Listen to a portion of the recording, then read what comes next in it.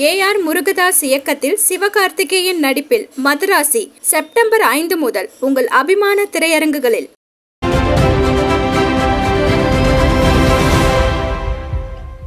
தமிழ்நாட்டில் hydro carbon எரிவாயு எடுக்கிற பேரழிவு திட்டத்திற்கு தமிழகம் முழுமையிலும் அனுமதி இல்லை என தமிழ்நாடு அரசு கொள்கை முடிவு எடுத்துள்ளதாக முதலமைச்சர் கடந்த காலங்களில் அறிவித்துள்ளார். ஆனால் ராமநாதபுரம் மாவட்டத்தில் ஹைட்ரோ கார்பன் எரிவாயு எடுப்பதற்கு ONGC நிறுவனத்திற்கு தமிழக சுற்றுச்சூழல் துறையும் மத்திய அரசின் சுற்றுச்சூழல் துறையும் இணைந்து அனுமதி வழங்கியுள்ளதாகவும் அதற்கான கிணறு தோண்டும் பணிகளை தற்போது ராமநாதபுரம் மாவட்டத்தில் தொடர்ந்து மேற்கொள்ளுகிற நிலை ஏற்பட்டுள்ளது. இது வன்மையாக கண்டிக்கத்தக்கது. இது குறித்து விவசாயிகள் தீவிரமான போராட்டத்தில் களமிறங்கிய பிறகு அனைத்து அரசியல் கட்சி தலைவர்களும் கண்டனம் தெரிவித்த பிறகு தமிழக அரசு அறிவிக்கிறது. தமிழக அரசுக்கு தெரியாமலேயே தமிழக அரசினுடைய சுற்றுச்சூழல் துறை ONGCக்கு தடையின்மை சான்று வழங்கிவிட்டதாகவும் அதனை உடனே நிறுத்துவதற்கு உத்தரவு போட்டுள்ளதாகவும் அறிவிப்பு வெளியிட்டிருப்பது வெட்கக்கேடானது. ஒரு மாநில அரசுக்கே தெரியாமல், முதலமைச்சருக்கே தெரியாமல், முதலமைச்சருடைய கொள்கைக்கு முரணாக, அரசுடைய சட்டத்திற்கு முரணாக தமிழக அரசுடைய சுற்றுச்சூழல் துறை ONGCக்கு அனுமதி வழங்கியிருப்பது கேலிக்கூத்தானது. இது குறித்து உண்மை நிலையை முதலமைச்சர் தெளிவுபடுத்த வேண்டும். இந்த ஹைட்ரோ கார்பன் எரிவாயு எடுக்கும் திட்டத்தை கைவிட்டதாக அறிவிக்கப்பட்டிருக்கிறது தவிர அங்கொன்றும் இங்கொன்றுமாக பணிகளை துவக்குவதற்கு ONGC நடவடிக்கை மேற்கொண்டு வருகிறது. எனவே தமிழக அரசினுடைய சுற்றுச்சூழல் துறை அதிகாரிகள் மாநில அரசுக்கு எதிராக அனுமதி கொடுத்த அதிகாரிகள் மீது உரிய துறை நடவடிக்கை எடுத்து அவர்கள் பணி நீக்கம் செய்யப்பட வேண்டும். மக்களை அழிப்பதற்கு மாநில அரசின் கொள்கைக்கு எதிராக மாநில அரசு முதலமைச்சருக்கே தெரியாமல் சுற்றுச்சூழல் துறை அனுமதி வழங்கியிருப்பது ஏற்க முடியாது. காவிரி டெல்டாவில் தற்போது குறுவை அறுவடை துவங்கியிருக்கிறது. சுமார் 6 லட்சத்திற்கு ஏக்கருக்கு மேல் குறுவை சாகுபடி இந்த செப்டம்பர் துவங்கி அக்டோபர் 10 தேதிக்கு முன்னதாகவே அறுவடை பணிகள் முடிவடைய இருக்கிறது. 6 லட்சம் ஏக்கரில் குறுவை சாகுபடி பணி மேற்கொண்டிருக்கிற நிலையில் எந்த ஒரு இடத்திலேயும் கொள்முதல் செய்து அதனை மழையில் நனையாமல் பாதுகாப்பதற்கான கிடங்கு வசதிகள் அமைக்கப்படவில்லை. கடந்த 2 ஆண்டுகளாக தமிழ்நாடு நுகர்பொருள் வாணிபக் கழகம் திறந்தவெளி கிடங்குகளை கொள்கை ரீதியாக கைவிட்டு விட்டது. இதனால் கொள்முதல் செய்யக்கூடிய நெல் கொள்முதல் நிலைய வாயில்களில் அடுக்கி வைக்கப்பட்டு வீணாகி போய் வருவதை பார்த்து விவசாயிகள் கண்ணீர் விடுகிறார். இடமின்றி கொள்முதல் நிலைய வாயில்களில் இடமில்லாததால் அறுவடையே செய்ய முடியாமல் பல நாட்கள் காத்து கிடக்க வேண்டிய அவலம் கடந்த வருடம் ஏற்பட்டிருக்கிறது. கடந்த கோடை குறுவையிலையும் இதே நிலை தொடர்ந்திருக்கிறது. எனவே தமிழ்நாடு அரசு காவிரி டெல்டாவில் கொள்முதலுக்கு முன்னதாக உடனடியாக வேளாண் துறை, உணவுத்துறை அமைச்சர்கள் கூட்டங்களை நடத்தி கொள்முதல் குறித்து விவசாயிகளுக்கு தெளிவுபடுத்துவதற்கு முன்வர வேண்டும். மாவட்டங்கள் தோறும் இந்த கூட்டங்கள் நடத்தப்பட வேண்டும் என நாங்கள் வலியுறுத்துகிறோம். தமிழகம் முழுமையிலும் சென்னையை சுற்றி இருக்கிற செங்கல்பட்டு, காஞ்சிபுரம் மாவட்டங்களில் தற்போது அறுவடை பணி துவங்க இருக்கிறது. கடந்த நவரை குறுவை பருவத்தில் மிகப்பெரிய கொள்முதலில் ஊழல் முறைகேடு நடைபெற்றிருக்கிறது. எனவே தனியாரை அனுமதிக்க கூடாது. தமிழக அரசு தானே பொறுப்பேற்று கொள்முதல் செய்வதற்கான நடைமுறையை கொண்டு வர வேண்டும் என நாங்கள் வலியுறுத்துகிறோம். விவசாயிகளுக்கு உங்களுடன் ஸ்டாலின் என்கிற திட்டத்தில் விவசாயிகளுக்கு பட்டா மாறுதல், முதியோர் உதவித்தொகை, அதே போல குடும்ப தலைவர்களுக்கான 1000 உதவித்தொகை உள்ளிட்ட கோரிக்கை மனுக்களை உங்களுடன் ஸ்டாலின் திட்டத்தில் அதிகாரிகள் நேரடியாக சென்று பெற்று வருவதாக ஒரு விளம்பர மாயையை உருவாக்கியிருக்கிறார். ஆனால் எந்த ஒரு இடத்திலையும் 2 மாத காலமாக உரிய பட்டா மாறுதல் செய்து கொடுக்கப்படவில்லை. உரிய கோரிக்கை மனுகள் மீது தீர்வு காணப்படவில்லை. மாறாக பெற்ற மனுக்கள் மீது பட்டா கொடுக்க வேண்டும், பட்டா மாறுதல் செய்ய வேண்டும் என்றால் அதற்கு லஞ்சம் கொடுப்பதற்கு பேரம் பேசப்படுகிறது. நிலத்தின் மதிப்புக்கு ஏற்ப பேரம் பேசுகிற நிலை தமிழ்நாட்டில் ஏற்பட்டிருக்கிறது. தமிழ்நாட்டில் இந்த திட்டங்களின் பெயர்களை சொல்லியே அரசு அலுவலகங்களில் ஏற்கனவே காலி பணியிடம் நிரம்ப இருக்கிறது. ஆனால் தற்போது பல அலுவலகங்களில் அலுவலர்கள் ஊழியர்கள் இல்லாமல் வெறிச்சோடி கிடைக்கிறது. இதனால் அலுவலக பணிகள் கூட முடங்கி கிடக்கிறது. இது குறித்து தமிழ்நாடு முதலமைச்சர் விரைந்து நடவடிக்கை எடுக்க வேண்டும்.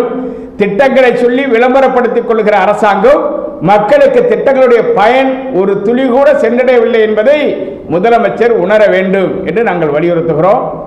வைகையில் பாசன பகுதிகளுக்கு 142 அடி முல்லை பெரியாறில் கொள்ளளவை உயர்த்துவதற்கு கேரளம் அனுமதிக்காததால் 134 அடியிலேயே தண்ணீர் திறந்து விடப்படுவதால் 58ஆம் கால்வாய் அதுபோல ஒருபோக சாகுபடி திட்டங்களுக்கான பல்வேறு பகுதிகளுக்கு தண்ணீரை திறக்க முடியாத நிலை முட்டுக்கட்டை ஏற்பட்டுள்ளது. இது குறித்து தமிழக அரசு உரிய விளக்கம் அளிக்க வேண்டும். பல இடங்களில் உபரி நீர் தான் பயன்படுத்த முடியும். முல்லை பெரியாறில் 142 நிரம்பிய பிறகுதான் வைகையில் இருந்து பல இடங்களுக்கு தண்ணீர் தர முடியும் என்று அரசாணைகள் பிறப்பிக்கப்பட்டுவிட்டு தற்போது கிடைக்கின்ற மழைநீரை தேக்குவதற்கு கேரளம் அனுமதிக்காததால் மதுரை மண்டலம் மிகப்பெரிய பாதிப்புக்கு உள்ளாகி இருக்கிறது. அதுபோல காவிரி டெல்டாவில் அனைத்து பாசன வடிகால்கள் ஆறுகளில் வெங்காய தாமரை காடு போல மண்டி கிடக்கிறது. தற்போது பாசனம் பெறுவதில் மிகப்பெரிய பின்னடைவு ஏற்பட்டுள்ளது. வடகிழக்கு பருவமழை துவங்கினாலே மிகப்பெரிய பேரழிவு ஏற்படும் அபாயம் ஏற்பட்டிருக்கிறது. இது குறித்து மாவட்ட ஆட்சியர்கள் பல்வேறு நடவடிக்கை எடுப்பதாக சொல்லியிருக்கிறார்களே தவிர அதனை அழித்து அதனை உரமாக பயன்படுத்துவதற்கான தொழில்நுட்பங்களை பயன்படுத்த தமிழக அரசு முன்வர வேண்டும் என்று வலியுறுத்துகிறோம். நெல்லுக்கான கொள்முதல் விலையை அறிவித்திருக்கிறது. 2540 2500 குவிண்டாலுக்கு நெல் விலை வழங்குவதாக அறிவித்திருக்கிறார்கள். இந்த விலையை கடந்த 2021 சட்டமன்ற தேர்தலில் திமுக அரசு 2021 முதல் வழங்கப்படும் என்று சொன்னார்கள். அப்படி வழங்கியிருப்பார்களே ஆனால் இன்றைக்கு 3000 ரூபாய்க்கு கொள்முதல் செய்து விவசாயிகளுக்கு உரிய விலை கிடைப்பதற்கான வாய்ப்பு இருந்திருக்கும். இதை தமிழ்நாடு அரசு காலங்கடத்தியருடைய விளைவு இன்றைக்கு 2500 நாங்கள் கொடுத்து விட்டதாக பொய்யான விளம்பரங்களை தேட முயற்சிக்கிறார்கள்.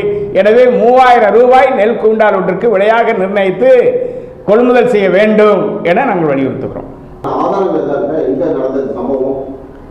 லஞ்சம் வாங்குவதற்கு ஆதாரங்கள் கிடைக்காது.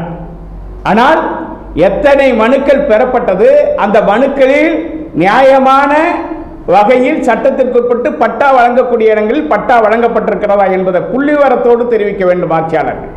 அதை மறுத்துவிட்டு சென்னையை சுற்றி இருக்கிற மாநகரங்களை சுற்றி இருக்கிற பல்வேறு மாவட்டங்களில் இந்த ஊழல் முறைகேடுகளில் அரசு தீவிரமாக ஈடுபட்டிருக்கிறது. ஆதாரத்தோடு நிரூபிக்க வேண்டுமானால் களத்திலே நிரூபிப்பதற்கு நாங்கள் தயாராக இருக்கிறோம். அது குறித்த ஆதாரத்தை நாங்கள் நேரடியாக அளிக்க தயாராக இருக்கிறோம். பாதிக்கப்பட்டவரே இங்கே அமர்ந்திருக்கிறார். பட்டா வழங்குவதில் ஏற்பட்டிருக்கிற பின்னடைவில் பாதிக்கப்பட்டிருக்கிற எங்கள் அமைப்பினுடைய பொதுச் செயலாளர் துரைசாமியும் ஒருவர் என்பதை அரசு கவனத்தில் கொள்ள வேண்டும். அதிகாரிகள் காலி பணியிடம் நிரப்பவே இல்லை. காவல்துறையில் காவலர்கள் இல்லை, அரசு துறையில் அலுவலர்கள் இல்லை, எந்த காலி பணியிடத்தையும் நிரப்பலை. இருந்த அதிகாரிகளையும் அலுவலக ஊழியர்களையும் இந்த உங்களுடன் ஸ்டாலின் என்கிற அடிப்படையில் இவங்க வெளியில் கிராமங்களுக்கு அழைச்சிட்டு போகிறாங்களே தவிர இன்றைக்கி எந்த ஒரு கிராமத்திலையும் உட்கார்ந்த இடத்துலேருந்து எந்த ஒரு திட்டத்தையும் செயல்படுத்த முடியாது. இன்றைக்கி இருக்கிற வளர்ந்திருக்கிற நவீன யுகத்தில் இணையதள அலுவலக நிர்வாக முறைகளில் கிராமங்களில் போய் உட்கார்ந்த இடத்துலேருந்து எதையுமே கொடுக்க முடியாது. இது தேவையற்ற ஒரு திட்டத்தை சொல்லி அரசு அலுவலர்களையும் பொதுமக்களையும் ஏமாற்றுகிற வேலையில் அலைகழிக்கிற வேலையில் அரசு ஈடுபட்டிருக்கு. இதை கைவிட்டு அலுவலகங்கள் இருக்கிற காலிப்பணியிடத்தை நிரப்பி மாதந்தோறும் விண்ணப்பித்தவர்களுடைய விவரம் ஒவ்வொரு அலுவலகத்திலையும் பிஆருங்கிற ஒரு ரெக்கார்ட் மெயின்டைன் பண்ணணும். அதை யாரும் மெயின்டைன் பண்ணுறதே இல்லை.